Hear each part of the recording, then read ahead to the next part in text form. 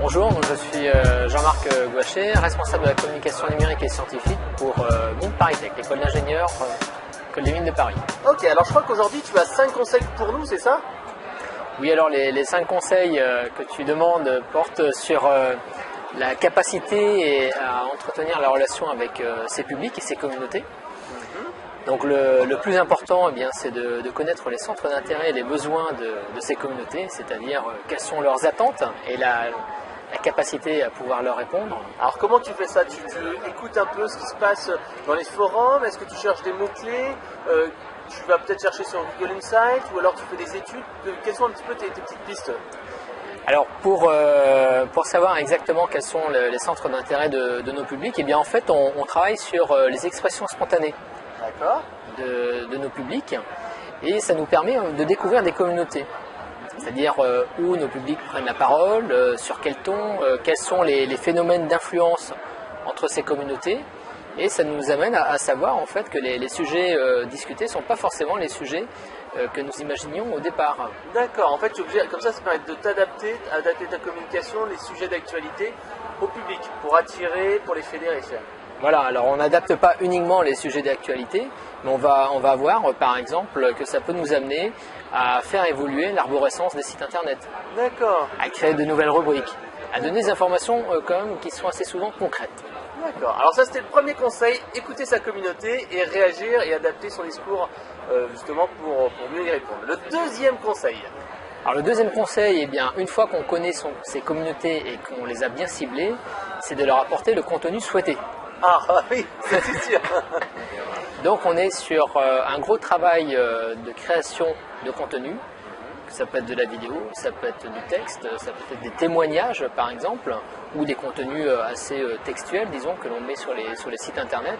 Donc là, ça c'est un travail quotidien, assez harassant. C'est pas trop dur. Comment on fait justement pour éviter l'angoisse de la page blanche?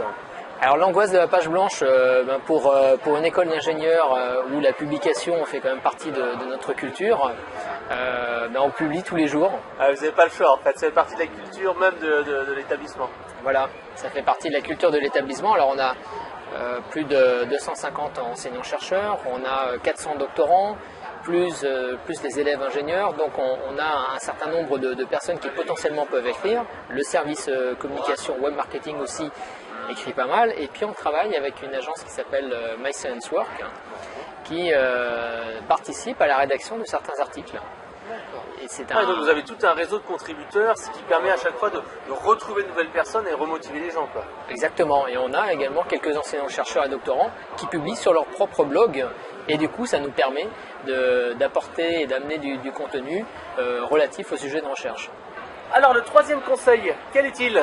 Alors le troisième conseil, bien, une fois qu'on sait où se trouvent les communautés, une fois qu'on arrive à créer du contenu, c'est d'associer ces communautés à la communication de l'établissement et pas de se dire qu'une communication qui n'est pas à l'initiative de l'école n'est pas une bonne communication. Bien au contraire, on se rend compte que sur les forums, par exemple, les élèves qui sont en classe prépa et qui vont devenir élèves ingénieurs communiquent très bien sur l'école. Ouais.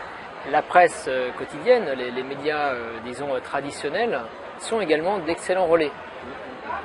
Et ils font partie aussi de nos communautés en tant que prescripteurs, en tant que relais. C'est l'écosystème. Ça, c'est l'écosystème.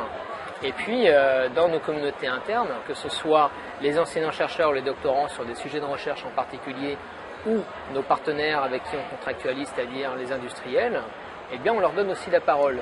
Et on se rend compte qu'au final, une bonne communication n'est plus aujourd'hui la propriété de l'entreprise ou d'un établissement, en l'occurrence pour nous, d'un établissement d'enseignement supérieur de recherche, mais qu'une bonne communication se fait en relais et en compagnie de ses partenaires, de ses communautés, des personnes qui sont... C'est du crowd contenu, quoi. On est sur du crowd contenu. D'accord. Exactement. Alors ça, c'était le numéro 3. Le numéro 4. Alors le quatrième conseil, c'est de s'intéresser aux habitudes en fait de vos communautés, c'est-à-dire les gens avec lesquels vous avez envie de communiquer, auxquels vous allez proposer un produit ou un service. Nous, en l'occurrence, c'est pour mettre en avant notre offre de formation ou les projets de recherche sur lesquels on travaille. Donc là, pour le coup, il faut s'intéresser en fait au parcours décisionnel de sa cible et de ses publics. Ouais. Et une fois que vous avez analysé ce parcours décisionnel, donc nous, c'est un travail qu'on a fait avec l'agence Bolero, eh bien, ça vous permet de vous dire que, par exemple, vous avez plutôt intérêt de travailler votre référencement naturel pour être très fort sur les moteurs de recherche, avant de passer trop de temps sur les réseaux sociaux ou les médias sociaux, où finalement, si vos publics se rendent sur des forums ou sur des réseaux sociaux, c'est pour poser des questions auxquelles ils n'ont pas forcément une réponse en amont. Donc l'idée, une fois que vous avez analysé le parcours décisionnel de vos publics, c'est de travailler et de faire en sorte d'être le plus en amont possible de ce parcours stratégique de l'internaute qui est... Donc être présent sur des mots-clés qui sont en amont du choix de la formation. C'est-à-dire comment améliorer ma performance commerciale ou un truc comme ça. Et donc écrire des articles de blog, mettre des pages sur le site web, etc. Oui, ça passe beaucoup par la création de contenu, mais ça passe aussi beaucoup par l'optimisation de ces sites internet. Alors, quel est ton 5e conseil? Alors le 5e conseil, c'est un conseil qui s'adresse en interne aux communautés qui participent à la communication de l'établissement.